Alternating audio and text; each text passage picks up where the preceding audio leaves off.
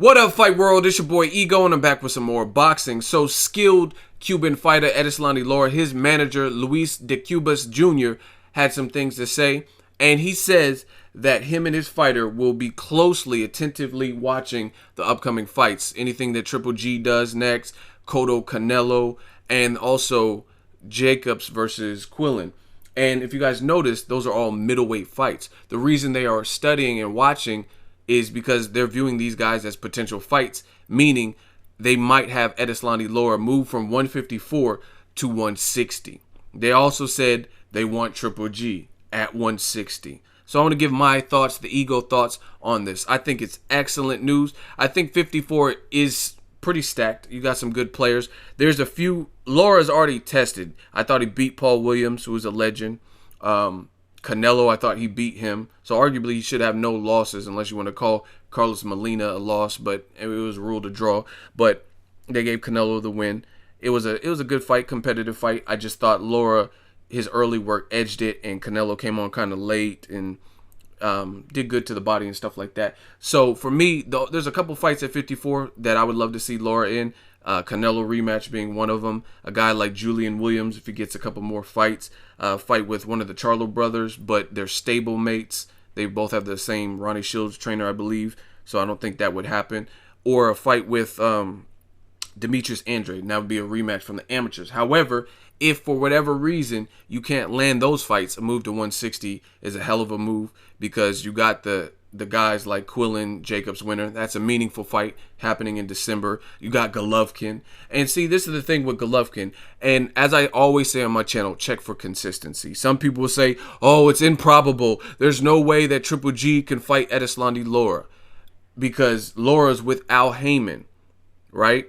But so is Floyd Mayweather. Mayweather's with Al Heyman, right? And they say Triple G needs to fight Mayweather. So allegedly, that it only works with one Heyman fighter, not the other. Or they say Peter Quillin, he's ducking Triple G. So using your argument, if that is the case, and Peter Quillin, you really believe he's ducking Triple G, then how does that make sense if you're also saying because of the political landscape of boxing, one's a Heyman fighter and one's a K2 Promotions HBO fighter? If that is your real argument, then you can't say somebody is ducking. So again, look for consistency, listen to people's argument, and people try to have it both ways. They say Triple G needs to fight Mayweather. Mayweather's scared, but he's a Heyman fighter. But they'll also make the argument that Triple G can't fight Lara for Heyman reasons. Or he can't, they'll say that Quillin's ducking, and he's a Heyman fighter, but it only works one way apparently. You know what I'm saying? So for me, I love it. I think Triple G versus Lara, especially with the abysmal numbers that they did with the David Lemieux Triple G fight. I don't think Team Golovkin, I think that was a reality check. Triple G is a star. He has a great fan base, but some of those fans, it was apparent that that fan base is not fully cultivated because they weren't willing to actually pay to watch his pay-per-view. And I thought it was a solid card. You had Roman Chocolatito Gonzalez. You had a knockout artist like King Kong Ortiz. So I thought it was a solid card. Toriano Johnson, which was a IBF eliminator fight for the winner of the main event. You know what I'm saying? I thought it was a solid card.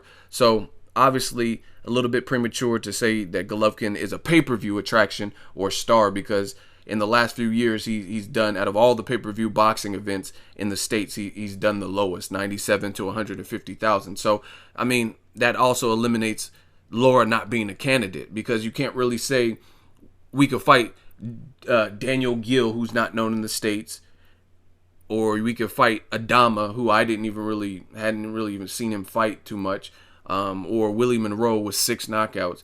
But we can't fight Erislandy Lara because at the least Erislandy Lara, as I mentioned earlier, has fought Paul Williams. He's been in there with Carlos Molina. He's been in there with Canelo, which was also a pay-per-view, right? So he's been on pay-per-view before, and he's looked good in recent fights.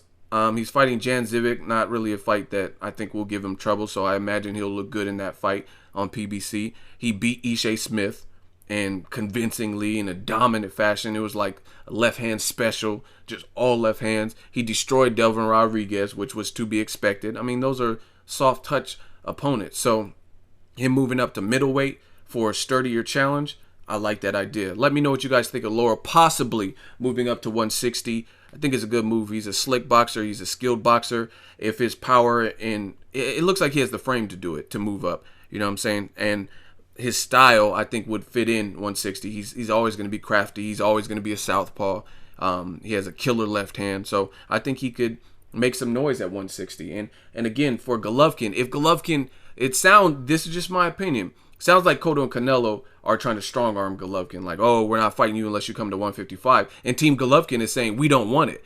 And Golovkin versus Ward doesn't look like it's going to happen because Ward's already moving up to light heavyweight. So it's kind of like they're in opposite directions. And Triple G's team saying they want to unify at 160. So again, Mayweather versus Triple G, that's one thing. But Mayweather has never said, oh, I want to be a permanent resident at 154. Lara, on the other hand, and his manager are saying that we'll go up to 160 to fight Triple G. So we'll come to you. You don't have to move. So that could be not necessarily unifying unless Lara gets the title up there, but they're coming to you, which is different.